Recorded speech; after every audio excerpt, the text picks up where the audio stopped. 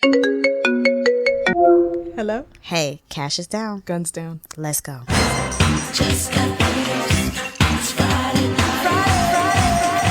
Hello. Welcome back to Friday Night Moms. As you can see, I am alone today. I am Celia. Danielle isn't with us, but I have a special guest that I'm so excited about. And I'm so excited to be here. So I emailed you and said, come up with an intro for yourself. Did you have a Oh, no. But did you email me that today? I did email that to you and today, you know, yes. today was a day. Today was a day. Okay. Today was a day. Life was lifing, and I did not. You didn't get around. I did to not. It. I did That's not okay. see that. I'm gonna pull from the air. This is Courtney. That's cool. This is Courtney Ottrix. Mm-hmm. She is Courtney Covers Cleveland, girl around town, event planner, social media influencer, Okay. Mm-hmm. author, mom, Mom. wife. What am I Wife. leaving out? Tell us what you do, What girl. else I do? I am a consultant in various forms for various companies, organizations, and businesses. I am a mother. You did say that. Yes. I am a daughter because my family is very important to me, and sister. Yes. And friend. Because friendships are everything. Girl. And my best friend put up on me today because I was having a complete meltdown, mommy moment. And I was just like, friend, I appreciate you. You need that. I had a friend text me last night, like, girl, where you been? And I was like, I'm having a moment. It's a season. This is a season. It is. It is. So I think friend is important because that is something I truly value. It's something that we all need, like, even if it's one or two. Like, you don't need a lot. You definitely don't need a lot. But you need one or somebody to call. So Definitely. Okay, well, I'm so glad that you're here with us, Courtney. And I'm so excited to be here. Thank you for agreeing to do this podcast with me. When I first moved to Cleveland, and so Courtney and I are friends through my friend Evelyn, and she was like, I just feel like you need to know Courtney. And I was like, yes, of course. she said that to me, Of course I need to know Courtney. She's covering Cleve. Yeah, and she was like, no, you guys would just mesh. And I'm like, yes, okay, I got to see her. I need to meet her. Yeah. Then I watched some of your videos from New York, and I was like, okay. And I can learn from her because I'm not doing this right. Okay? Because, the social media thing is a lot. It is. And it can be overwhelming, and it's ever changing. It is. And I do not like keeping up with the change. No. I think I'm not giving up, but I'm trying to stay true to me and what works for me. Reels don't work for me until I hire somebody to help me do the reels because I don't have the time. I mean, reels only work for me because my partner, Sean, works in social media. So he is much more of a consumer of social media. So through him, because I agree, I'm not, through him, he's like, ooh, watch this, look at this, and then it gets your wheels suspended. But, I mean, like, he wants to work for people and do this. So he does this for people. Yeah. Well, for a company right okay. now, but yeah. So I agree with you though. But we could be all day on social media and the trials and tribulations. But you do a beautiful job. You have a big following here in Cleveland. They love you. Thank you. It is. I tell people Courtney Covers Cleveland was a passion project. So it wasn't ever, I never saw it as a business, right? It was just like, I'm tired of everybody moving to DC and Chicago and New York, because when you want to have a kid, it's not going to make sense. No. When you want to start a family, to buy a house, you want to be here. Do you want to travel to those places on a weekend? Spend your coins on a weekend. And that's really how it started. And I was like, the issue that people have with Cleveland is that they don't get out enough, or they don't try new things, or they're scared to try something. And so I just started sharing hidden gems. Like, but have you been here? Go here. And people were like, oh yeah, you Courtney Cleveland or Cleveland Courtney. I was like, okay, yeah, that's working. And then somebody commented one day you should start a blog. And I was like, okay, that makes sense. Maybe put everything in one place. And then I started a blog. And the rest is history. Girl, doing it. I need Slowly. notes. I need notes later on the blog and social media and all of that. But today we're here to talk about being a mom. Being a mom. Being a mom. Well, getting fired, even though I couldn't see it in that moment. I was not fired. That is not correct. My company was downsizing. There you go. And in the midst of that downsize, Yes, I found it to be my last day. Yeah. And I was already struggling working because the struggle between being a mom and not being always available and starting to build a business. And I was like, I'm working for somebody else. I should be giving this time to me and my kids. So that is the mommy part of it. Yeah. But literally that was the best day of my life. Really? Walking away. In I didn't hindsight. cry. Yeah. No, in that moment. Because I had wanted to leave for so long. Yeah. And I wasn't listening to God and my mentors. And I was like, but I'm making good money. Like, let me just keep doing this. Yeah. And I was like, but I'm not giving my business my all. But I could be home more. But I could be doing this. And I was more scared of anything, like the stability for my kids. What if the business doesn't work? And I literally walked up those doors, called my husband, like, you are not gonna believe this. We are gonna be so good. Don't even worry. Like, I didn't cry. I never worried. And I was just so at peace with the situation. Yeah. And I just loved on my kids and spent more time with them and built Courtney Covers Cleveland. And how old were the kids when that happened? So, this was 2019. Well, okay, first of all, let's say Courtney has 4 children. 4 children. You have 4 children. 3 boys and a little angel girl. Little princess, the last of the Mohicans. The last, the absolute last. So you're done. That was one of my questions. Done. I said it there. I was like, is she going to have more kids? You know what? Honestly, so my oldest is in college. My bonus son is in college, so he's almost 21. And then Paulie, my firstborn, is 14, so he just started high school. Bryce just started kindergarten, and Cody is in preschool. So I am not starting over anymore. You're done. But you know what I do say? If I could have guaranteed that my next after Cody could have been a girl, I would have had one more baby. I love having a sister. I love seeing sister relationships. And I would have loved for my daughter to have a sister. Yeah. Well, you can't guarantee it. It was a no. But she's got 3 big brothers, so that's going to be But the girls are so different. It's just different. Like, it's hard. There's nothing like having a sister. Yeah. Like, you can have friends, but having a sister, like one sister, that knows like everything. Not like your personal mess, but like your family mess and like what your parents are going through. Like, I see what you're saying. It's just a different relationship. Yeah. And she won't get that, but it's fine. She will be totally. She'll be fine. She got 3 big brothers. Yeah. It'll be hard for her to date and hard for her to do some things, but they love each other. And my youngest are like best friends, so having them close together, even though it was really like 3 years, was like another really good decision. Yeah. So that was gonna be one of my questions too. We jumping right in. Oh, I'm sorry. That's all right. You know, I needed today. I needed this. So here's what I just said. Like, you already a pro at this. Is this your first podcast? No. Is this my first podcast? It don't matter. You already a pro. I've been interviewed a lot of times. There you go. That's what it is. Sis got media training. Lightweight. Without it being formal, I've had some. You know what? I've always been a good talker. Yeah. And I could go on for days. So we gotta be like, hold on, got a question. Let me cut you off. Cut me off if you need to cut me off. Well, I just want to make sure that everybody understands. And I'm sorry if I sound nasally, y'all. Baby, daycare germs. Daycare germs are a thing, my goodness. I just want to make sure that everybody listening and watching that, got the full story as you dive into your story more. Oh, okay. So we're going to rewind to the beginning. Okay, I'm listening. Rewind to the beginning. Guide me, sis. Yeah, come on. Paulie, your firstborn, now 14 years old. First of all, you're going to be one of those moms that'll be like, you got a son that's how old? Yes. You don't look old enough to have a 14-year-old. And he bigger than me. You don't look old enough to have a 14-year-old. You know what? Thank you. We age well. We do, and you're doing it. We age well. So you had Paulie 14 years ago. What year was that? Oh, my senior year of college. Senior year of college. Oh, all my...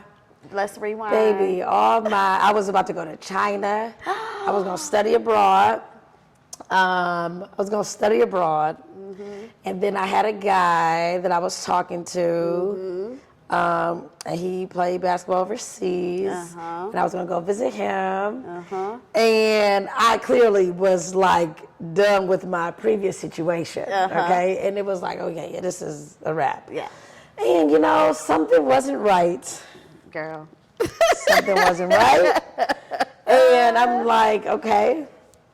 I came home because I was in Pittsburgh because I went to school at Duquesne. And I said, I think we need to talk. And went to the doctor and was like, okay. Yeah, this is what's happening. And I think I was embarrassed that I had worked so hard to get to that point in my life. I had already started working for ESPN at that point, and it was my senior year of college, so I was like ready to live it up and travel abroad and do all these things. All the things that you do as a senior in college. And it wasn't, me and his dad weren't together at that point. Like we had dated, but we were not together. Yeah. So we both were like, yeah. And I didn't have another vision other than I'm having this kid. Of course. Yeah. We're going to do what it do. Yeah. And I was most scared to tell my oldest brother. And he was actually the most amazing response that I received. And he was like, what? Girl, you are amazing. Like, you've done this. Like, look how far you've come. All the stuff you've gone through. Like, this is going to be nothing. You can do it. And I was like, you're right. I can do this. Of course. And, I was more scared to tell him than even my father. And he just gave me all the confidence in the world. Yeah. And I went back to school, like, with or without you, I'm going to be okay. My friends were great support. I still worked at ESPN while I was small. And I went to class. Yeah. And I had my son... and I was in a wheelchair crossing the stage because I had via C-section. So I couldn't walk. Got it. And how long before? Like how 2 long days, after? 3 days. 2 days, and you still showed up for graduation? He was born April 26th, and graduation was like May 2nd. So I was literally at the hospital to the last moment. Yeah. At that time, I don't even know what insurance I had, but I had to wait for the pump to come. So by the time they released me, I was engorged and I was in tears. Girl. And my mom was in Pittsburgh, and she was like, but we're not going to miss this. You give me that baby. I remember we found a hairdresser in Pittsburgh because I used to come home all the time to get my hair done. Yep. And wait, you had Paulie here or in Pittsburgh? In Pittsburgh. In Pittsburgh. Yep. Got it. And my mom came there to be with me. Paul's family was there. We were all there, like for days, like through graduation. They never left once they got there. Aww. But trying to prepare for graduation, going to a salon, I was outside breastfeeding. I remember I went to get my hair done and they washed it. And I sat under the dryer and I was like, oh, this is a moment. And then in 2 seconds, it was just milk everywhere.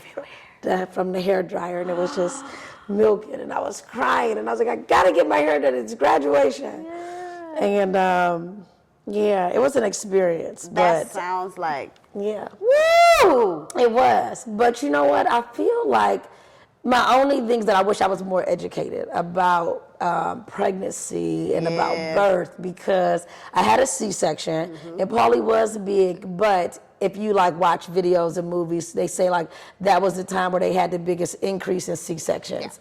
Yeah. And now knowing what I know, it's like I probably didn't have to have that C-section. I had 2 VBACs after that and a natural birth. So I felt like I was pressured into having that baby and I wasn't educated enough to stand up for myself and be like, it's before my due date. I could go longer. It's probably not time. Yeah. And it was just like, okay, I'm about to get induced. Yeah. Okay, I won't dilate past 5. Okay. And crying and getting ready to have a C-section. And also in my mind being like, you gotta do whatever you gotta do to get this baby here. Out, I mean, I had a very similar, I also had a unplanned C-section. I had gone into, so Danielle and I, who also hosts this podcast with me. Hey, Danielle. Right, hey, Danielle. We had spent our sons are 2 weeks apart. Okay. So we were pregnant together the whole time, unbeknownst for the first couple of weeks. But we spent so much time on the phone talking about how we're going to have natural births because, because of that era where women were having so many C-sections, they were forcing people into C-sections. Now we are gifted with all of this information. Social media wasn't as big of a thing back then, right? So we like, nah. Yeah. Natural. We got this. We doing this. Yeah. And then somehow I was still the lady who was crying about to have a C-section because they were, but it was, heart rate was dropping, we trying to make sure everybody's okay. So similar story, but different. But it's so great that you have the clarity right now looking back on it like, I know I didn't have, and went on to have 2 VBACs. So, yes. So it's so crazy because Paulie is 14 and my next one after I got married and planned these 2 kids, planned them to the T. Yeah. they make you schedule a C-section when you've had one before. Yeah. But I said, but I really want to go into this naturally. Like, let's just do it the latest day I can have it so that I can just try and see. Yeah. And lo and behold, like a few days before, I went into natural birth. And it was a new experience. I never had contractions. Like, I didn't know what any of that was like. And I was excited, but I was nervous. And yeah, it was fine. I literally was so off the meds that it was, I was like laughing. I was just enjoying the moment. And I was falling asleep. So my doctor, my husband was like, yo, wake up, you pushing. And I'm like, oh, I'm good. And it was just that experience. And then Cody, I literally did not plan to have her natural, but I had a day. My husband had went away to a basketball tournament because we have a basketball program, and he went to Indiana, and I said, I don't know if you think this is a good idea. Now, keep in mind, Cody came May 6th, and I wasn't due till like the end of May, like May 20-something. Got it. But you know, when they be like, it's full time, the baby can come any moment. Yeah. The baby can really come at any moment. Yeah, and she did. And she said, hello. I woke up, went to basketball, took all my kids to basketball. I was in the games, having contractions, breathing. Because I feel like after a second, like you time it. So I was like, okay, every 7 minutes, I know one's coming. Don't talk to me. Breathe. And then my friend was getting engaged that day. So I was like, okay, so I'm going to go to the games. I'm going to her engagement. I can't miss that. Yeah. So still having contractions the whole engagement. I was literally with Steph Boss. I'm like, Steph, just give me 2 seconds. Yeah. And then pushed through the contractions. Like, oh my gosh, she's really like. She's and I'm like, right now. now. I was like, but it doesn't make sense for me to go because they're gonna send me home until I get to like 6 minutes. Yes. So we leave there, and everybody's like, I think you should go to the hospital. I'm like, no, we're going to EXO, right? I think I'm gonna go to EXO. Well, and get we this gotta last go to meal. EXO, yeah. Let me get my last meal because when I go in, it's ice chips and nothing. Yes. And I remember going to EXO, and I'm like, okay, I need to order. Like, come take my order. And I ordered my like 7 pepper steak. Wow. And I'm sitting there and I'm eating, and the contractions are coming faster. And I'm like, yo, I'm okay. Just give me a second. Every time a contraction came, everybody was there. Yeah. And they were helping me, and then they start coming. Really fast. And I said, y'all, I gotta go. The tide is Gotta turned. go. Yeah. And I got up, and I remember like rushing across the street because I was driving. My son was like, you can't drive. We gotta call your husband. I'm like, no, he's away at basketball. Right. I'm gonna drive from downtown to Shaker to my mom's house, and she's gonna get me to that doctor. I drove that whole way like, okay, it's one coming. Hit the brake. Was someone in the car? No, I was all by myself. You were by yourself By in the myself. car? Got the Shaker. Beeping that horn, come outside, it's time.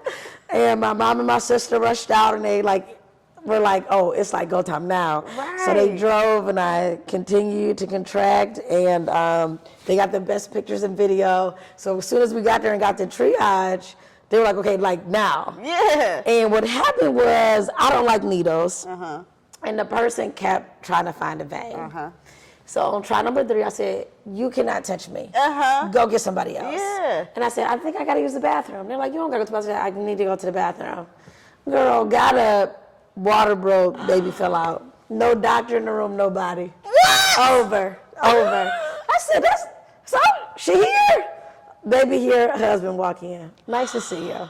What? And it was over just like that. No doctor, no nothing. I am so stressed. But it was honestly, like the natural birth was the easiest for me. I've had every birth you can have. Yeah, right. Yeah, and epidural, natural, VBAC, C-section. And it was easy because there was no recovery from it. I wasn't waiting for the meds to wear off. Right. I had a baby and I'm good.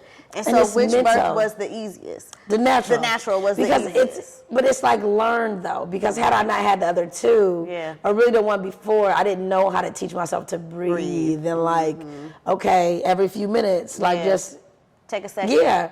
And it really, like, I told her, like, no, just, you can do it. You just got to breathe and like learn your body and like not get stressed or tense. And I was like, I'm gonna, if no I doctor. ever decide to do this again, I'm gonna aspire to that. Like, nah, let's just go. But I'm it's, sure but being it's just out not in the planned. world. It's just not planned. Like, I feel like you can't plan it. You go with the flow. And that flow was just, I'm pushing myself because I don't want to sit there. I don't want you scraping my membrane. I don't want you pushing to break my water. Like, I just wanted it to be like the last moment. Right. And the doctor was like, well, good thing you got here when you got here because you would have had that baby in the car. Right. I was like, I would have had that baby in the car. Girl. And it would have been all right. You know what I mean? It would have been, because we got she's here. fine. Yeah. She is fine. Wow.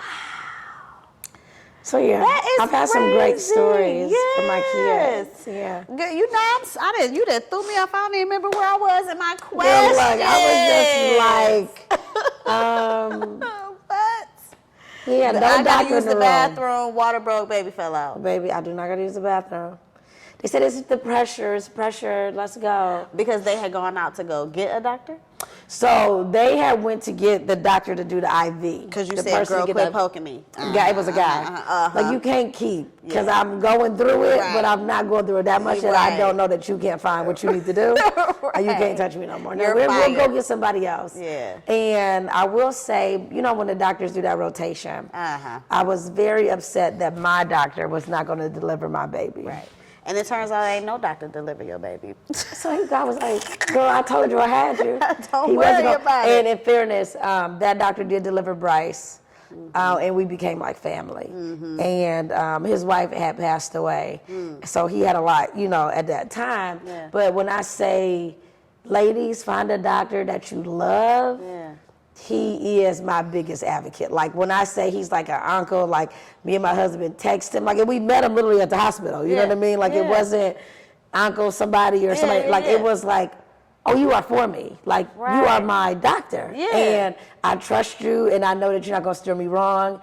And just building that relationship was, like, authentic and, like, none other with OBGYN. Yeah. Wow. And he's still my doctor to this day. I might need his phone number. Oh, he is amazing. Now, I will say I drive 45 minutes to go to him because he's in Strongsville. That's okay. But it's worth it. Yeah. It is worth it. Oh, it's nothing like it. I haven't found a OBGYN here in Cleveland yet. I haven't found one yet. Yeah. But I mean, this is such. I mean, because when I think about him, I just really be like, I feel grateful because, like, I remember when I was like, oh, I got a lump in my throat. Yeah. I was like, let me FaceTime him. Are you free? Can you take a look? Yeah. What does it feel like? And he's like, just come in tomorrow. Yeah. It was at his house. Like, we are family. Like, the relationship has grown to that. Yeah. And I just think of the stories, like maternal issues and like the doctors like not listening to how you feel. And it's like, especially after you have kids, because mentally you just all over the place. But even when you're pregnant, to be like, no, something is not right. I feel it. I need to come in. For somebody to be like, all right, probably nothing wrong, Courtney, but come in, let me take a look. Let me take a look. Makes a big difference in my everything. Wow. Yeah. That's so great that you find. I'm gonna definitely need his number. Yeah. You might need to put his number in the. Yes, but I can't share with everybody because I don't want him to be so good that I'm 6 months out trying to get an appointment. Well, you already and that's what happens. You already came to his house to look at your I know, but I don't know if that's allowed. And I don't want to put him out there in the Cleveland Right. But yeah, no, I just think that as Black women, period, and as moms, like finding a safe space that I don't feel right over here, or no, I feel off. And having a doctor actually listen to you is a big deal. It's like a big deal. It really is. Okay, well, high regards to him. All right, back to our. And it's a guy. It's not even a lady, which I thought would freak me out. And is he a black guy or a white guy? He's a black guy. A black guy. Yes. Wow. And I mean like a big black guy, not like huge. Yeah. Like, were you in the NFL? Because I'm trying to figure it out. Right. Yeah. But no, you just excellent GYN. Excellent. Wow. And I've had some, because I feel like that's one thing, like even with my kids, I searched and I researched and I read magazines and I Googled and I was to find the best doctors possible. Yeah. And I'll be honest, it wasn't always like I'm finding a black doctor. I'm trying to find the best. Exactly. And every time I got great doctors for my kids. Even now I speak very highly of my kids' doctor, their dentist, because it just makes everything, like, when you can be like, well, Dr. Barney told me that I need to be brushing my teeth at night, Mom. Why are you not brushing my teeth at night? Right. You know what? Well, go brush your teeth at night. you gonna do it. You know what I mean? But just that kind of relationship for the kids is important too. Yeah, I have only taken recommendations since being here for everything because I don't know. And I said to Sean, one of the things that I was most worried about moving back here was the healthcare system, because you do so much of it is Cleveland Clinic, and so much of it can be like, I'm calling you in May, you're telling me that I can have an appointment in October. Yeah. You know, and it's like, well, what? I need to be seen like tomorrow. I didn't call you Yeah. to wait till October. I Yeah. called you because I need to come to the doctor now. Yeah. Like, get me in. Get me in. Yeah. And New York is a much different system because there's so many private practices. So you could, during my pregnancy, I saw 3 different OBGYNs because I was trying to find whoever could take me to make sure this baby was where it's supposed to be. Yeah. So it's so much different. You can call and they can be like, well, we can see you tomorrow if you can come in tomorrow. So that was one of our concerns moving here, but I digress. Okay, well, you know, if you need help in those areas, Courtney Covers Cleveland Courtney Covers can give you some Cleveland. recommendations because, I mean, I try to be, like, and I have done like the black dentist or who is your dentist? Yes. Because a lot of my followers, even though I am black, yes, a little diverse, yes, bit, you know course. what I mean? I mean, and I don't want it to, I don't, like, as much as I am for us, because a lot of what I do in terms of like the African community and highlighting our business is because when I was in the nonprofit space and working with international businesses, I started to feel guilty. Like, doing all this for the international community, I'm doing all of this for these, and like, who's doing anything for us? Right. Like, nobody's doing it. Yeah. And I was like, all right, I gotta do more highlighting us. Yeah. Who got a small business? You wanna send me something? Let me show y'all what it is. Right. And so I'm very intentional about that. Yeah, we're gonna link Courtney's blog down in the description, of course. Check her out and her Instagram without question.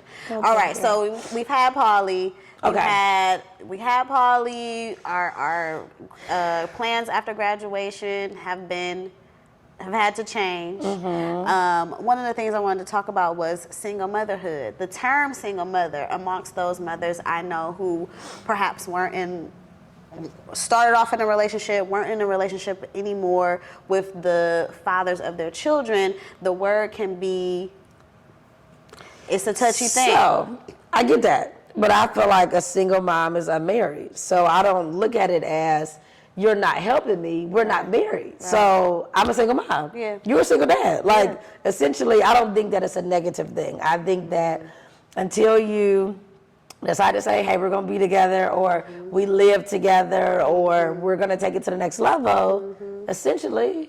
Yeah. Because you doing whatever, like, you're a dad, but there's nothing making you do anything, right? Like, I'm a mom all day, every day, wake up, breathe, sleep it.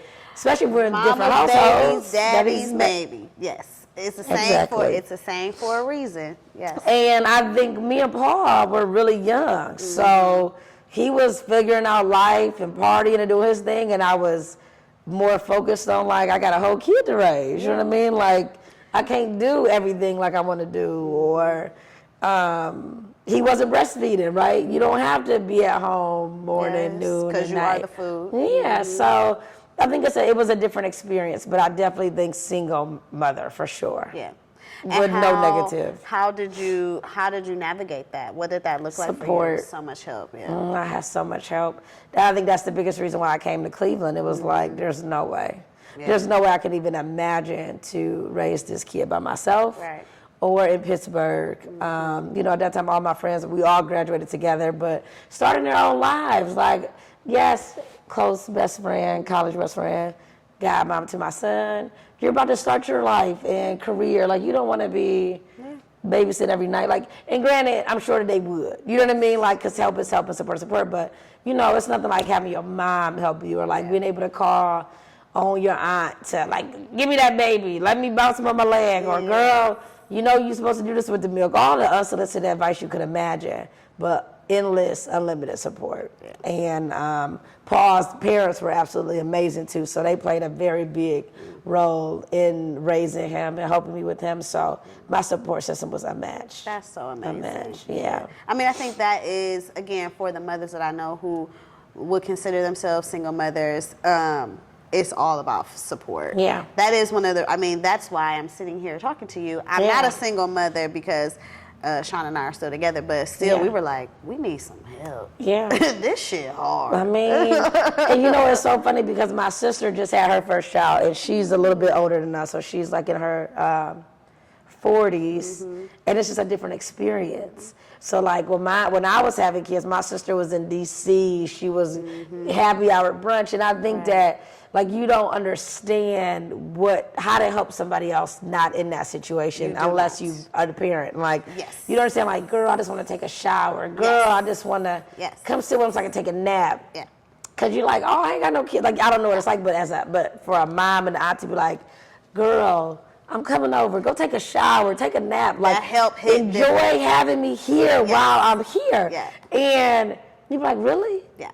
I can take a shower? Yeah. Like, or, oh my God, I never thought of that. Like, I just want to just sit and not do nothing and take a drive. And I appreciate those moments now because you need it. You don't know. You don't even know you need it sometimes. You don't. And I agree. You don't know how to help. You don't know how to help a friend who has a child if you don't have a child. You can do your best. That's not saying that people who don't have children aren't doing their best and they aren't helpful, but like it's nothing like help. It's a different type of situation. It's just because we understand. It's like, I know you're tired. Go and lay down. You ain't got to talk to me. You ain't got to tell me about nothing. You ain't got to rehash nothing. Just go lay down. Go lay down. Go lay down. Yeah.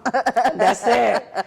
Yeah, but it's it's different. And congrats to your sister. How old is her baby? Thank you. He is just turned 5 months. 5 months? He's like newbie. Oh, that's a baby. So, so she did the going back to work thing. And I'm like, it's gonna be hard, but you got it. It's cool. You got, because you have to do what you have to do for your kids. So you go to work and like, girl, I was like, and I was pumping in closets. Like, if you want to keep your milk up, you find some time to take a break and you work and you take your job. Like every 2 or 3 hours, I gotta disappear. I'm pumping milk. Yeah.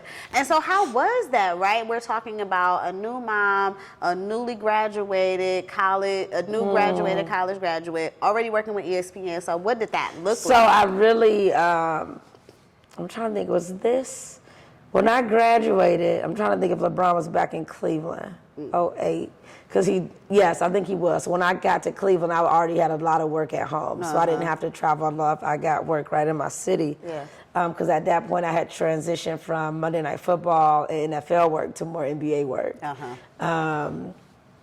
So it worked, but ESPN was a great employer. Like when I say I was pumping milk in the interview room, and I was putting milk in the talents room in the back refrigerator. Like it was what you would always hope for a company to be for you. To be like, no, Courtney's taking a break. She got to go pump. Like, anybody from me, you know where I am.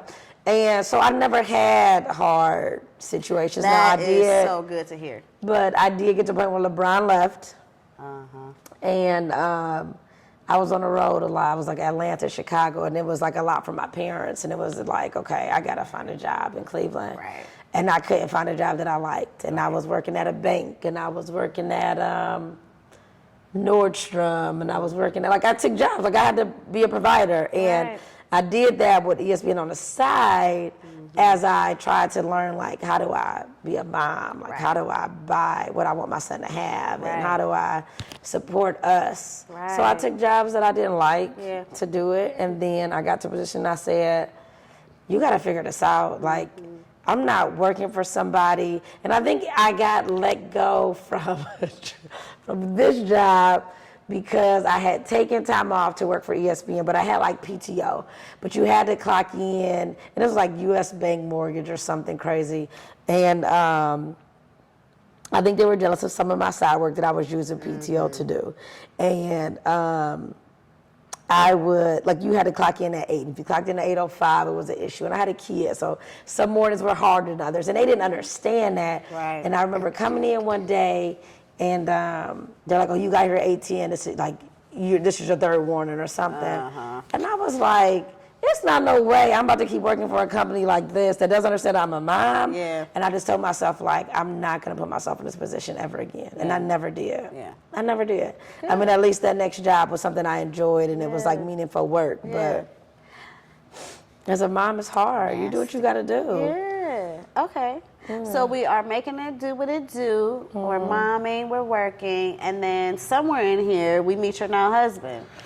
Yeah, well, you know what? We've always known each other, so it wasn't even I had to meet him. Okay. I knew him. He was like the guy that I called in college when I went on dates with other people. I was like, oh, I met him. And he was like a brother, and he hates for me to say that. And all his friends were like, don't call him your brother, but I called them all. Like I was friends with his friends before I knew him.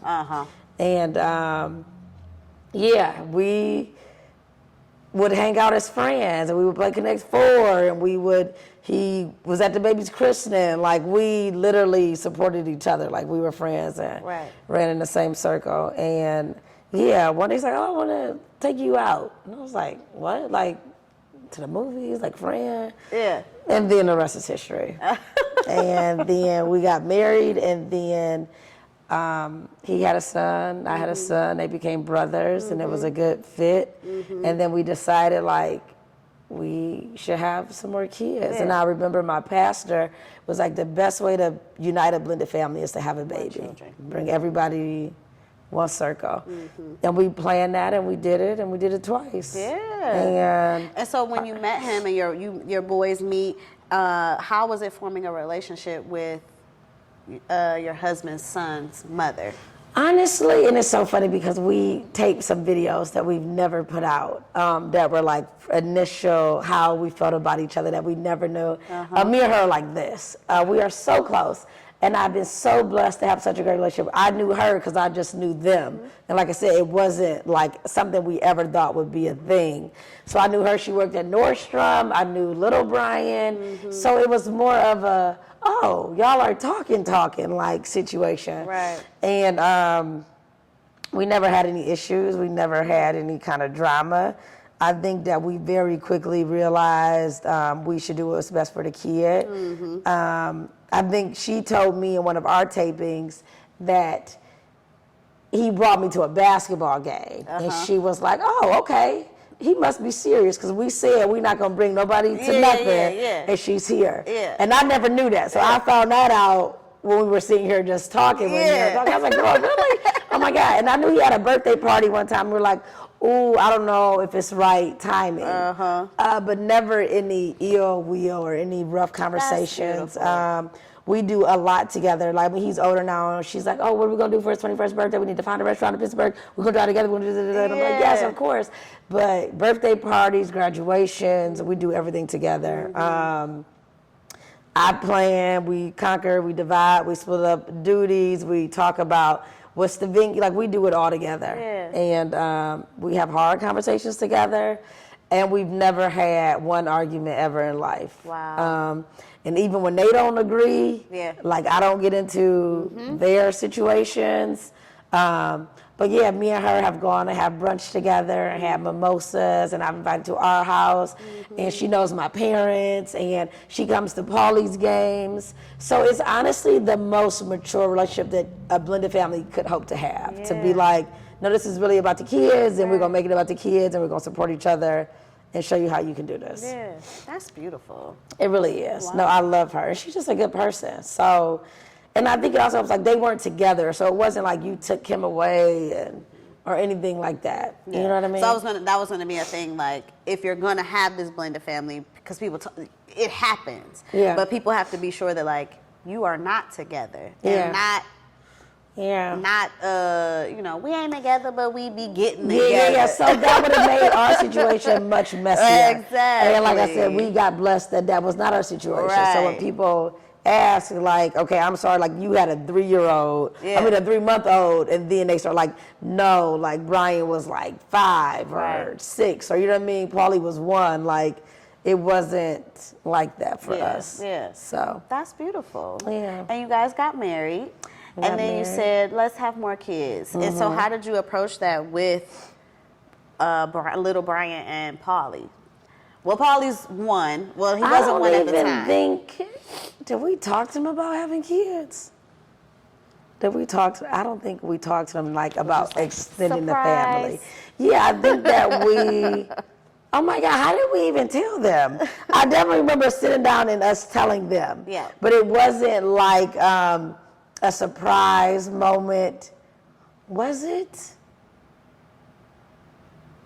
I don't remember doing that. That's now I like, want to you're know. gonna Did I do have- that? you're gonna because have for another Cody, baby. no, for Cody we did. well, now because they're older. Well, I don't even know if it was that because I surprised my husband with Cody. Like I literally put that bun in the oven, and he was like, "It's a bun in the oven. It's a bun in the oven." And so I did that for him. Bryce, I found out pregnant with Bryce. Yeah. My friend, like 2 days before I was supposed to go to Jamaica. My husband wanted a baby really, really, really bad, and we were actively trying, and I was taking tests like daily. Yeah. And they were negative. And he was like, we got to stop doing this because I think he was getting like. Everybody's getting anxious. Yeah. Yeah. And we stopped. And so I started taking it by myself and just not telling him. And I was getting ready to leave like the next day or something. And I was like, let me just take a test. Yeah.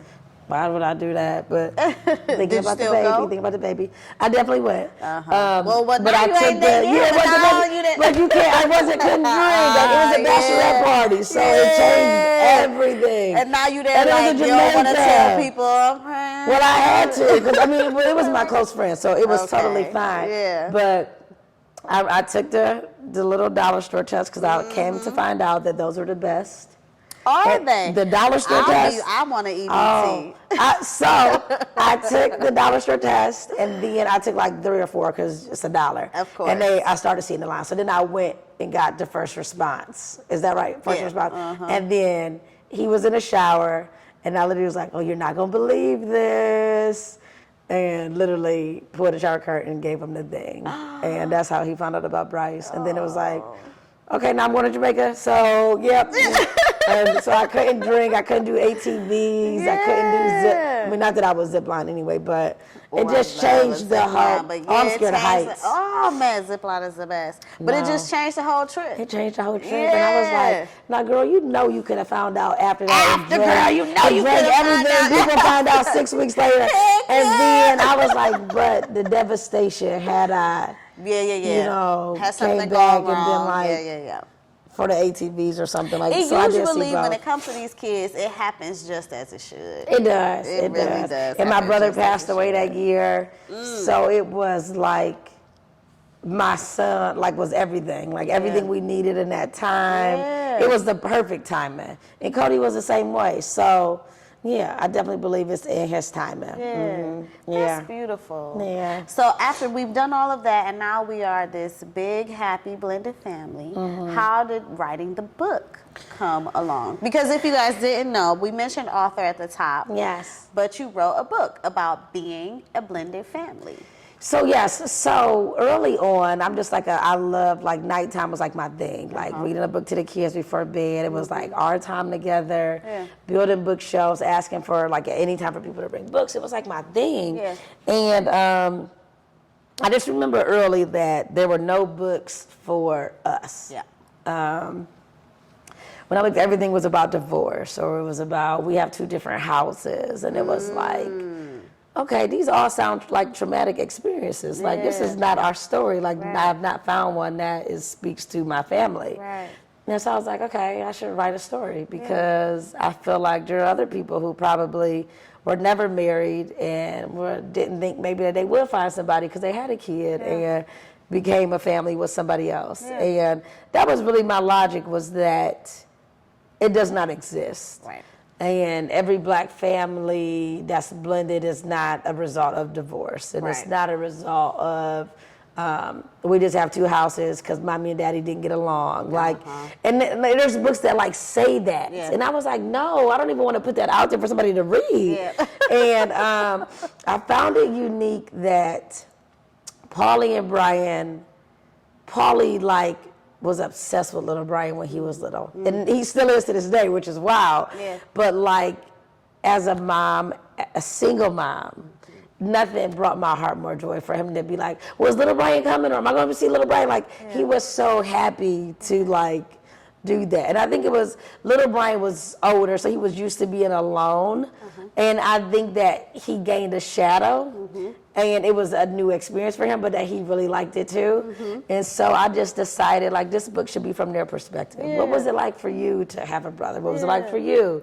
And what did you like about it? So when you read the story, you'll hear, you'll see just Paulie becoming his biggest fan, and like having a live-in forever friend, and just building that relationship. And it also really talks about like double everything, like double the love, double the fun. Like I have a mom and a bonus mom. I have a dad and a bonus dad. I have all these grandparents. I get double the gifts.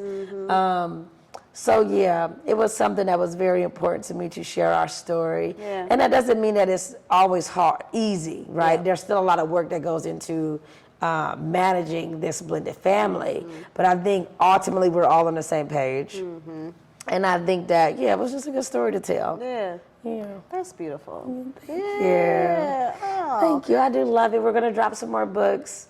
Cody's going to do her own book about being the only princess in the castle. Oh, yeah, of course. And Bryce, my son, he wore a patch for a long time, so we're going to write a book about patches. I did see that. And so he was wearing a patch because he just wasn't using one of his eyes. He wasn't using one of his eyes. Which is and crazy. We didn't even, had no idea until I got embarrassed in front of that doctor, like, baby, wait a minute, you can't see that right there? Right. Because you've been watching TV further. Right. And when I say, there's only 2 moments where my kids had me like borderline, like sobbing uncontrollably. That's when Paulie had to have his teeth pulled because he fell on the playground, and the doctor's like, he can't go home like this. And they couldn't like put sleeping gas, they couldn't numb him, and it wasn't enough time to do anesthesia or something. So they literally had to burrito him, like restrain him. To pull a tooth?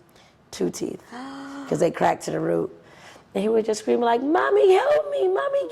And I was bawling in tears. So the fact that I had to leave the room and let his dad and grandfather manage it, because I was like uncontrollably like out of it. And then Bryce. I said, I'll just say what? What did Bryce do? With the patch. He wasn't using one of his eyes. And it was so bad. It was like he couldn't. He was doing an eye test. Yes. Covering up the eye that he was using. So the one eye, he could read everything. Then they switched it, and he was like, "Oh yeah, nah, I can't even see that." And I was like, "What do you mean? What do you mean? Wait a minute, hold on. What do you mean you can't see that?" And they took him through all these tests, and the doctor was like, "Yeah, he's not using that eye at all, and he's working so hard, so he can see that you probably didn't notice it." And I was like, "What kind of mother am I? I didn't notice my son was almost blind out here." And so he started to wear a patch to strengthen the eye. Wow. And it was a journey. He wore the patch for months. And my husband took him to the last appointment. I'm pretty sure he's not supposed to be wearing it, but I let him do that. And at the next appointment, I was like, he didn't need to be wearing it, right? Because it's been a long time since but it was an experience, like talking to the kids, going to school for the first time. Because suddenly now he's wearing an eye patch. That's a big deal for, how old is he at the time when this is happening? 6. That's a big deal for a 6-year-old. Yeah, he might have been 5 going into 6, because now he'll be, but we made it fun, and we let him pick out patches, and we ordered every variety pack that you could have, and we let him lay it out with his outfit, and in the morning, and it became a thing. And how were the other kids around? They were great. I think that they wanted to wear a patch. Like, he made it cool. And he was, like, we talked to him about, like, this is what you tell him. Because the first day we went to school with him, like, "Hey, Bryce, where's the patch?" We answered all the questions. And I think it built his confidence, and he would be like, "No, I can wear it. This is cool. This is cool, right, Mommy?" Yeah.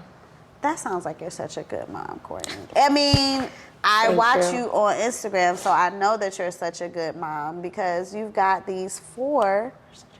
We are good moms. We are all good moms. Well, most moms are good moms. If you're doing the best that you can, you're doing the best that you can. There's no guide to this. There's no book to this. I've had a friend tell me, like, "Girl, we all just winging it."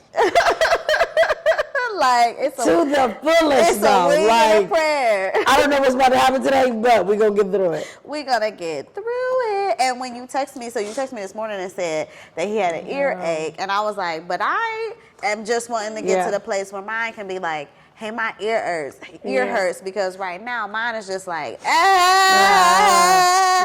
Just no, use your words, baby. Use your words. Because if you tell me, I can make this easy for everybody. Yeah, if you just tell me what it is, we can fix it. But no, it's blah, blah, blah. And you're like, But your baby's so little. I know. And this is the thing about that time. It's like, it goes by so That's fast. what they tell me. And then you're like, oh my God, I remember when you couldn't talk. And now like I'm looking at Buddy, I'm like, I remember when you were Bryce's age. Come sit next to me. You don't want to sit with me. And as they get older, it's just like, I look at him and I'm just like, you are really growing up. Like we grew up together, but you are growing up. I mean, you have a whole 14-year-old. That is. Like we're talking about girls and dates and it's like, it's a. Now, have y'all talked about sex? So, okay. Indirectly, and all my friends have been on me like, girl, what you waiting for is happening. These kids is doing it. Yeah. We got to make sure they protecting themselves. Yeah. And even with my oldest, when he went to prom and he went to homecoming, I was like, I am not going to ever tell you to do that. Right. If you're doing that, you need to talk to your dad. Yeah. And I'm like, this is a you thing. Yeah. And I do want you to feel comfortable talking to me. I want you to be like, this is what's happening in my relationship with this girl. But I'm just not ready for those talks. Yeah. And I wasn't ready at any of those things. I was like, oh, you going to get con? And my husband was like, I got to go get him. I'm like, just do it. Do what you're supposed to do. And my husband had him in high school. Okay. So he is very like, I'm not watching these boys do what I did. do what I did. Yeah. And I respect that. I do respect that. But I'm also like, and I'll tell Paul in the heart of me like, hey, Mom, come say hey to my friend on Facebook. And I'm like, I'm not. Did you do your homework? Did you do your homework? And I've tried to push it for so long that I know it's like, 14 is I need him to be able to just be like, and I mean, his dad, and he's got Brian, and I'm like, I still want us to bring different perspectives to the table. Of course. And mine is more, you respect this girl. Yes. Now, if anything, I'm telling him like, okay, you don't force yourself on nobody. It's somebody that's going to willy-nilly you, okay? Yes. But what we're not doing is disrespecting women, putting our hands on women, and forcing women because in the blink of an eye, your life can change. Yes. So I'm more that person than I am. Yeah. What you doing tonight? Where you at? Yeah. Because I don't really want to know that. Well, you have a little girl that it is going to be, right? You're pushing it. You're pushing the boys on the dads. but that I'm okay with because I want you to feel like mommy always, and I feel like my parents were too like Nope. My mother's talk about sex was just don't do it till you're married, and I'm like, that's not enough information. Just up to clinic, go with my friends, getting this, so I do want her to. I want her to feel like I am her best friend. Of like course. I can always talk to my mom about this. We can always do this together. You know. There's a lot of things that I feel like, Dad, I wish that I would have been able to say this to my mom or do that. Yes. And I'm trying to build that relationship early and hope that it continues. But what I'm hearing you say is that it's hard. So we should cut our parents a little slack. It is hard. Yeah. It is hard. But, I mean, no. You got friends, like, because now you get friends whose kids are your kids' age. And that is like the blessing in relationships is that some of my son's best friends are my friends. So we can all be like, girl, you know where they was at yesterday. Girl, you know I caught this. Girl, and it's like, okay, I'm happy you had that conversation because I could not probably have that conversation. Right. And it's also like knowing who your kids are around and their friends. Like that makes a big difference. And I'm really big on that because kids make bad decisions. Yeah. But some parents are also way more lax than I might be at my house. And that's like, and I do want like my next house to be a house that everybody likes to come to because I feel more comfortable with my kids in the basement with their friends or whatever, what that looks like. And my high school professor told me, like, you build the house that all the kids want to come to. So you're not worried about what they're doing somewhere else. Exactly. Y'all come on over here. Yeah, come on. We over in the y'all go in the basement, we upstairs, and everybody's hanging out having a good time. Yeah. Because that was my parents. Yeah. And our house, every weekend, it was 5 of us. everybody had friends. Woo, God bless and my your mom was mother, cooking for father, y'all. and we're all staggered, like back to back to back to back. So my brother and sister's friends were each other's friends. Everybody's friends was everybody's friends. And the Conwell house was just a thing, and everybody knew about it. But I think it gave my mom a certain like relief of being like, they all here. They all you know here. what I mean? So I'm I not ain't got to worry worried. about what they're doing because they right in the basement. Yeah. Especially when they start driving. That was, oh girl. I feel like we could do a whole breakdown of like what it is to have a teenager because those of us, right, I feel like so many of our watchers and listeners are either in the same stage of mommyhood that we are, or they have children who are very much grown. Okay. Grown and out the house. Yeah. Right? So it's like, I have no idea. Cheers for grown and out the house.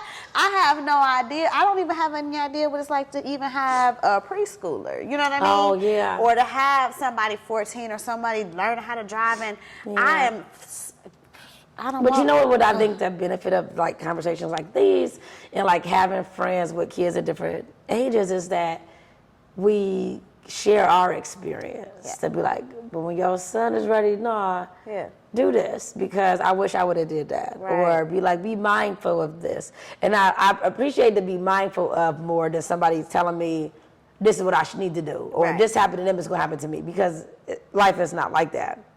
But consider this. I love a mom that's like, girl, I hear you, but consider this because he might need you to XYZ. Right. And I'm like, all right, okay. Yeah. I see that.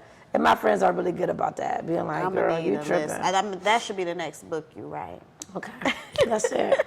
I want to do a book, Me and Talina, which is Brian's mom. Yeah. Oh, because I yes. feel like so much of our experience has been other moms like, but how do you get with her? Who said, let's go to the first coffee date? Like, yes, and that was one of my things. Like, what are the tips here in having a successful blended family? Because it is a story that is very common it's work. for You a have lot to of do the us. work. But I told moms, and it's crazy because I felt like for a long time like blended is your lane. You gotta go in that because everybody wants to know how to do it, but also being transparent that I do this, but this is not a perfection situation. Right. And I tell people very openly, meanwhile, this is me and Talina's story, this is what I share because this is my story.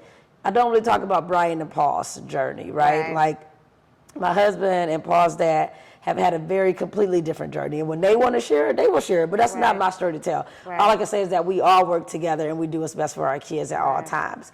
But when it comes to the moms and being a woman, I get a lot of those, but she's not ready. She's bitter. She's still mad. I'm like, but what have you done? Did you extend the olive branch and say, hey, I know we might have some things, but let's just go have a drink. Let's just go have a cup of coffee. Right. Because you don't know how that could change everything. Just having one conversation, really hearing her out, maybe not having somebody else's ear telling y'all, like, somebody has to be the mature person to take the first step to say, let's just talk. Right. And if y'all start swinging, now, baby, that's not nothing to do with me. You know what I mean? But you at least you tried. You know what I mean? Like you tried. tried. Because ultimately, I think it's harder for the kids when the parents can't do right. Absolutely, because they got to pick sides. Exactly, because kids are parents, and kids are parents and mirrors, and all they do is take all of that anger, bitter, and turn it right around and show it back. So I literally heard a girl at the airport the other day. She was like, and they were like, I was here and they were over there, you know, and I was just overhearing, and they're making friends with somebody, and she said, I mean, this is my stepdad. He's not my dad. He's my stepdad, but he's nice. I said, okay, well, you're aware. Yeah. I don't know if that was necessary. And the mom was just sitting there like, I mean, she's right. But I'm saying like, but all of it makes a difference. You know what I mean? And how the parents treat the kids make a difference. Like, are you singling them out? Are you including them with your other child? And I'll be honest, sometimes that'd be hard. Don't just bring McDonald's home for... I wish somebody would. Don't just bring McDonald's for your kids. And I will say that's one thing. We do Christmas and holidays for everybody. So if Talina buys a gift, she's buying for all of the kids. Yeah. If Paul brings a gift, she's buying a gift for all of the kids. Right. And excuse me, I think that's important. Like We don't do that. Yeah, we are one family. We don't do that. Somebody have a birthday, everybody's going. Yeah. His parents, my parents, like everybody's there. We don't, and it's like people would be like, oh, she comes to Paulie's game? I'm like, yeah, like we're a family. Yeah. If my parents have a cookout, she's invited to their house for a cookout. Yeah. Like it should be something that you don't think about when you include your family in things. Like it's just a natural flow. Right. Now when it's not and you got a second guest, then I think that's where the problems arise. I mean, I'm so happy for you that you have been able to navigate this and create this space for your family. It's commendable. Me too. It's a lot, but it's work. It's not just like marriage, like it is an investment. It's a daily decision that you say, yes, I decided to be in a situation, I need to do what's right by these kids. Right. And we need to act like adults. Yeah. Because we are the adults. We At the are. end of the day, it's for the kids. We are, but don't you feel like when we were younger, it seemed like people our age were like so much older? Yes. Immature? I'm like, oh my God, this is what the 30-year-olds were doing? Like, this is what the thing for me is principals or teachers. Like, because I have friends who are teachers and principals, and you're like... doing everything under the sun. Y'all was getting high on lunch. Yeah. Where was them kids at? Where was them kids at? And so Yeah, to it's think back and be crazy. like, is that what... Were my principals and teachers doing this on their time off? And yes, Wildin'. On vacation, on swim, everything. So it does seem like people were much more adults, but no, they weren't. Ain't none of us. We winging it to the end. Everybody is winging it. We are totally winging it, but I feel like we lift each other. Yes. So one question that we have taken to asking our guests is, what is one thing that you wish someone had told you about motherhood before you became a mother? Oh, that is such a good question. Yeah, I don't prime you with that one. You cannot do it all. You cannot do it all. When I talk, people always talk about like balance. There's no balance. No balance. You cannot in one moment be everything to everybody. And I wish somebody would have told me that, because I feel like for years I needed to be everything to everybody. I needed to be a good wife. I needed to be a good mom. I needed to be a good business owner. And I can do that, but in spurts. And I say this all the time, like in the morning, I'm a good mom, I'm getting the kids out, the house, that's my focus. During the day, great entrepreneur. At night, good wife, you know what I mean? Like it depends, but like as a mom, you're gonna make mistakes and you do not have to always be on. And I felt like moms are superheroes, and no, we're not, we're human. And that whole superhero mindset just has to change, because we put so much pressure on ourselves to do all these things, and it's like, seek help, accept the help, and take it in whatever form it comes in, because it's not gonna look exactly how you would do it, but it's done. And it's easier to say that than to do it. And I would say, even though husbands and fathers aren't help per se, but that I feel like a lot of women struggle with that with husbands and fathers. Oh no, yeah, for sure. You know, because they're not gonna do it. They're not gonna do it the same way, you know, that we would do it. Yeah. That mom would do it, but like they might try to do it. We gonna let whatever he doing, just let it do. But you know what? Thank you. You folded that shirt backwards and inside out, but thank you, because it's folded. Because it's folded. You know what I mean? And it's gonna get folded. That bowl still got a little grease on the outside, but it's washed. It's clean-ish. That dishwasher is empty. Yes. Even though everything is in the wrong place and I can't reach it. You tried, and that is hard. That is hard. That is even something. That is really hard. Girl, something in marriage counseling we still talk about, but you pick your battles, right? And it's in marriage, but then with the kids, like I told somebody this the other day, I used to be that mom, like, why they got that kid out here in their pajamas? Why they out here in costumes? Yes. Baby, come to Target. Let's go. Put some Crocs on. I'm not fighting with you to put on a jogging suit. Put that Frozen. Whatever you want to put on. We'll keep the wind let on. it come Put on. some Crocs on and let's go. And we're going to run to Target and get this creamer. Because it's not worth that fight. Yes. I'm not fighting with her about taking those pajamas off or that costume. Yes. She gonna have leggings underneath it. Yeah. She gonna put on a jacket, and Yeah. she gonna have on some Crocs. And that's And it. she gonna look crazy to everybody in that store, and I'm gonna be like, Yes. wanna know why? Yeah. Because it wasn't worth it. It wasn't worth it. And wasn't worth it. Learning wasn't worth it. Changed me. Because it was like, everything gotta be right. And Yes. it's like, no, and the kids don't care. No. I need to accept that myself because I spend a lot of time on both drop off and pick up wiping my son's face. Woo, child. And them kids come out of daycare You just be like, crust and yeah. everything. And I spend so much time and wipes Yeah. scooping boogers and But in fairness, that's not my kid. My kid is not gonna be the one at school. crusty faced it. But we just going home. No, Ain't that is nobody gonna different. see you but your No, father. So that's you know what I'm saying? different. Pick your battles. There's no reason And to the hop in the parking lot. going is one thing. Going- On the way back is different. Going before I send you in here, I'm not sending Yeah. you in here crusty face. I'm gonna clean this up. But when you come out, it's no reason. Like today, No, you don't gotta do that. We're going home. But I spent 5 minutes. Release yourself I of that. know. Release yourself. Say, I'm going to stop. But you know what we do? We put so much on us. And I was just talking to another mom about this, and she said, we were talking about, she woke up, and the kids were getting ready for school, so she's packing lunches, and she's doing all this stuff, and her husband came down, and he like sat at the chair, and she just kept going. And she said, you really not gonna help me? And he said like, no, you need to sit down too. Let these kids do this, because they can do it. Right. So I got a cough. And she was like, no, but they're not gonna do it like me. He's like, but they can do it.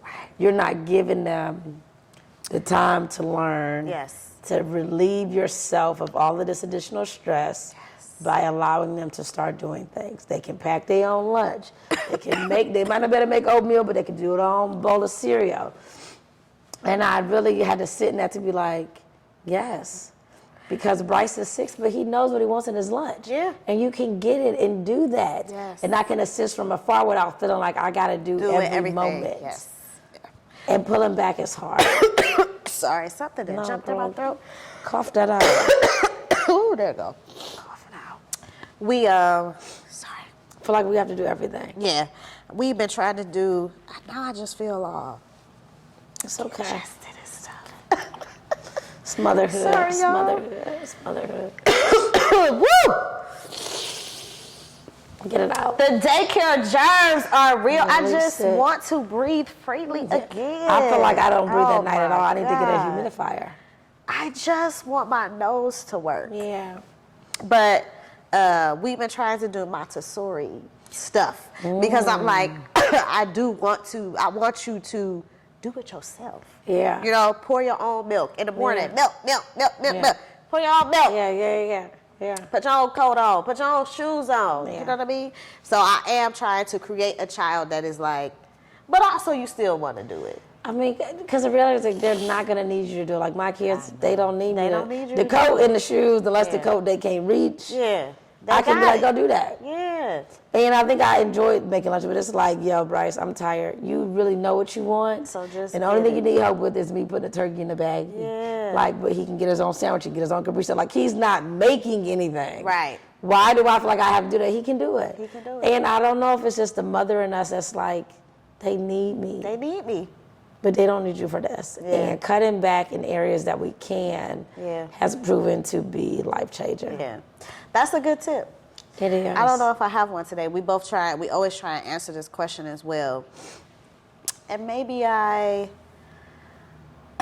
the one that I'm coming to realize is I didn't know how, you know that people say having a child is stressful on your relationship, but I had no idea how stressful on my relationship with my partner becoming parents was going to be. I went into it, and this is not to say, right, that we about to break up or anything. Just that Every other day we about to break up, but I hear you. but just that, like, we went through a pandemic. Yeah. That was like, oh, we at home all the time together, just the two of us. We do everything together. But having a child just opens up things that didn't even matter before. Last night, our discussion was about the temperature. So in our new apartment, the building is brick. It tends to be a little cooler than we would like. Sean runs really cool. He is the cold one. I'm the hot one. And we argue all the time about how many clothes the baby should have on. Should a space heater be running? Because we have radiators, and so we don't control the heat. How many layers should he have on? Should we turn the space heater on? Should we open the window? Back and forth all the time. You know, now we mad. Right. Cause you cold and I ain't cold. Right. You cold, and so you feel like, oh no, the baby cold. And I'm like, well, I ain't cold, so the baby ain't cold. We fine. And so it turns into just such a thing. So I never knew how you hear people say, like, you can't have no baby to save your relationship because it's gonna do the opposite. Oh, baby, So, that's a lot. That one is a lot. I will say, that's a lot. That's a lot to unpack. Yeah. I will say this. I think that kids change relationships because they should. It's different. You you learn so much about a person. Yeah. I will say, and also we had kids before, so it wasn't right. It was a different kind of experience. Yeah. But I think kids keep people together. Yep. Well, they definitely keep people together. Family. Yes. But I also feel like, I mean, for us, like we had 2 separate kids, so we had free time. We had our schedules perfect. We're like, one weekend we had both the boys, and one weekend we had nobody. Boys, yeah. And then we had kids, and it was like, oh, we don't know where to see this one. Like, there's nowhere for this baby to go. What we gonna do? We don't know. We gotta watch a movie, we gotta watch a show. And it was like, oh my God, we got a kid. What do we do? Yeah. And you have to be intentional about date nights and still spending time alone. Yes. But I think that kids magnify other issues. So I think that, you ain't gonna go to the show, but he need this too. Oh, I gotta get it. Like, so I think that I think that marriage, relationships, like, it requires so much communication. So much communication. That it's like you gotta learn how to communicate properly to even communicate what you want to say. Like, everything is about what is out of communication and delivery and don't text because baby, if I read it differently than how you thought you typed it, you gotta pick up the phone. Then we got a problem. We gotta pick up the phone. We gotta. And this problem might last for 3 days. Yes. Because you said, where's the baby's inhaler? Well, what do you mean, where is it? It's not where I put it at. I'm saying, where is it? Because it's not. Yeah. Because you didn't look? Like, what are we saying here? We ain't gonna talk about how men can't see nothing unless it's literally right in front of their eyes. Oh, you needed me to go get it. Yeah, that's just what you say, meant. I'm not going to look. Can you grab it for me? Can you grab it for me? Yes. Ooh, baby, look. Yeah. You know, we could talk a podcast about motherhood. Girl, relationships. Motherhood, man, relationships, look. Yes. So that's the thing that I wish someone had told me, which I really didn't need anyone to tell me, but you don't know it. It's like so many other things when it comes to motherhood and the experience physically, mentally, emotionally. You just don't understand it until you go through it. And that includes how it will affect your romantic relationship. Yeah, baby. And I feel you because there are so many times, and I say this with all the love in my heart, that I sometimes envy my single mom friends because they have that, like, oh, this ain't my weekend. But I want us to have that weekend. I want you to take the baby, but then I want the baby to just be somewhere else so we can have a weekend. Yeah, you know what I mean? I get what you're saying, You know what I'm saying? Like, that nanny. Girl, you gotta get that nanny. Grandma, that's why we moved here. See? Grandma has been the saving grace on this whole thing. So you wake up on Sunday. Cheers to grandma. Cheers to grandma. You gone. And we say, good morning. I can look at you. I can talk to you. I can see you, but in a way that is unrelated to the baby for just a second. So what I've become accustomed to do now is no matter what we do in terms of a trip, we have to fly a grandparent out. Because I might just want to drink and hang out right now. Yes. And I don't want to make sure that baby don't go by that pool. Yes. You know what I mean? Yes. Or I want to be able to enjoy the nightlife, but I want to make sure that we still on a family vacation. Yes. And I think that the same thing goes at home. Is to be like, absolutely. We need time to remember who we were before. Yeah. Absolutely. Especially in relationships, because it's so hard. You get so lost. And I think early on with the kids, I lost myself so much because I was just so about the kids, my babies. You want to do what? The baby is laying right here next to me. Yeah, hello. You got to wait. You know what I mean? And it's hard because motherhood is amazing. And it's like nobody loves you, like your child. Like that hug, to hear mommy, and it never gets old. Like now, people are like, ma, bruh, I am not your bruh, I'm your mom. Stop calling me bruh. But it never gets old, and it's like a self-soother. Yeah. On the long day, it's just like, yes, I am your mom. I am fighting hard to be the best mom all the time. All the time, girl. Yeah. These kids don't know. No, they have. They don't know what we go through, what we do. They don't. And that is what I feel like our parents deserve applause, because it's like, you realize situations like, oh, so they didn't have no money. That's what that was. She just really ain't had it. We was out here and I never knew that. She paid all the bills and she had 5 kids. She had a Dodge Caravan. Yeah. Wow, it just came, that was high. All those trips to Jagger Lake hit different. Now I know why we went to the dollar movie, baby. Or we can bring friends. Everybody brought a friend to the dollar movie. We love that dollar movie. Everything hits different once you understand. You just, again, mentally, physically, emotionally, so many things fall into place once you are there. Yeah. Because you just don't realize. And having a mother who was a single mother, and not being a single mother now, right? Yeah. Having a person there that, yes, when we both wake up in the morning, we both responsible for this person. Yeah. But that wasn't her story. She was doing all of this by herself. And I say all the time. Yeah. And I'm like, I need a break. She like, what you need a break for? Because she was doing it all by herself. Yeah, like, and I'm like, girl, don't get me started about me and my mom. I'd be like, girl, this is 2022. We do not look at things the same way. No. We don't agree on marriage things. Like I said, we just have to agree to listen to each other and respect our differences. Exactly. And we did a ladies' night, and we had our moms join us on the stage. Yeah.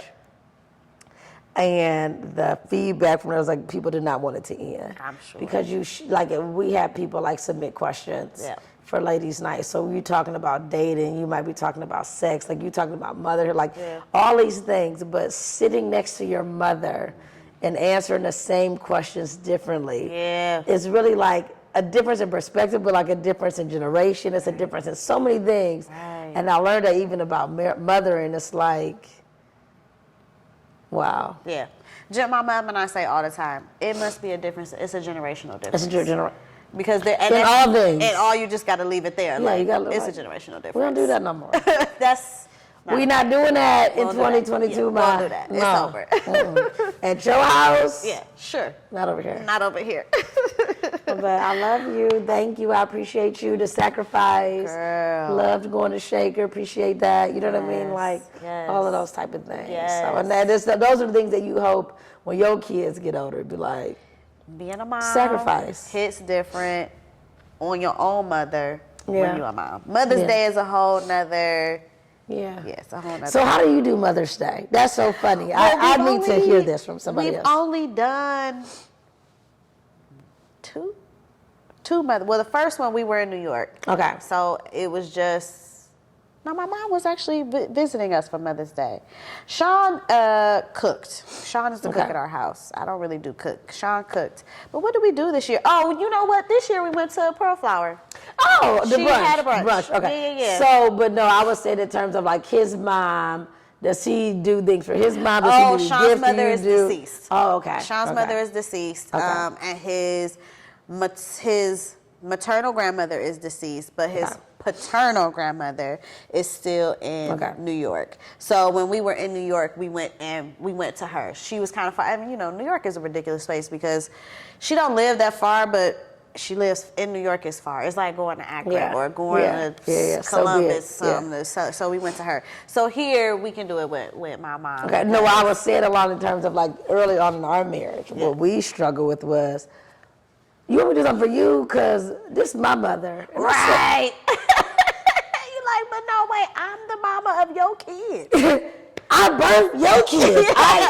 They can't buy gifts. Yeah. Your kid's mother need a gift. Then we can go see your mother. Yes.